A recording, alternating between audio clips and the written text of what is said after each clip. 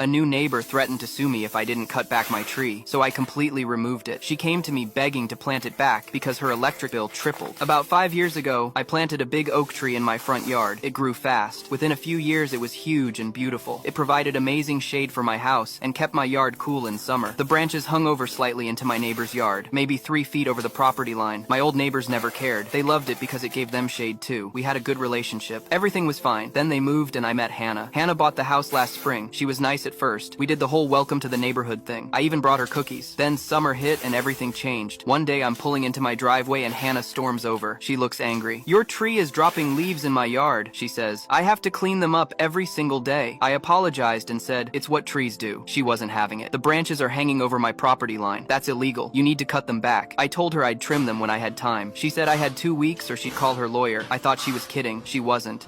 2 weeks later, I get a letter from an actual lawyer. It says I'm violating property laws, and if I don't trim the tree immediately, they'll sue me for damages and trespassing. Trespassing from a tree. I called a tree service and asked what it would cost to trim it. They said about $400. Then I asked what it would cost to remove the whole thing. They said $800. I thought about it for 10 seconds. "Remove it," I said. The crew showed up 3 days later. Hannah came outside when she heard the chainsaws. She stood on her porch with this satisfied smile, like she'd won. I waved at her. She waved back. They cut down the entire tree in about 5 hours. Took the stump and everything. My yard looked empty. I was sad. That tree was beautiful. But if Hannah wanted it gone, it was gone. What Hannah didn't realize was that tree wasn't just there looking pretty. It was blocking the afternoon sun. Our houses face west, and during summer, the sun beats down on everything from 2 in the afternoon until sunset. My tree had been shading both our houses for years. Her house especially. Her whole side yard and half her roof were covered by my tree's shadow. Not anymore. The first week after the tree came down, temperatures hit 95 degrees. I barely noticed, but Hannah noticed. About 10 days later, she knocks on my door. She looks tired, sweaty, different. She asks if we can talk. I let her in. She sits down and looks like she might cry. "My electric bill came yesterday," she says. "It's triple what it usually is." Triple. I asked what happened. She said her AC has been running non-stop since the tree came down. Her house gets so hot in the afternoon she can't even sit in her living room. The sun pours through her windows and heats everything up. She didn't realize how much the tree was helping until it was gone. I just sat there looking at her. She kept talking. Her garden is dying because there's no shade. Her dog won't go outside in the afternoon because the yard is too hot. She's buying shade sails and awnings, but it's costing thousands. She stops and looks at me. "Could you maybe plant another tree?" she asks quietly. "I'll pay for it. I'll pay for everything. Please. I need that shade back." I told her I'd think about it. She nodded and left. That was 6 months ago. I did think about it. Then I decided not to plant another tree. You know why? Because even if I planted one today, it would take years to grow big enough to provide shade. The tree I cut down took 5 years to get that big. She doesn't have 5 years. She stopped by last month and apologized. I told her there's nothing I can do now. She started crying and walked away. Sometimes I think about planting a new tree.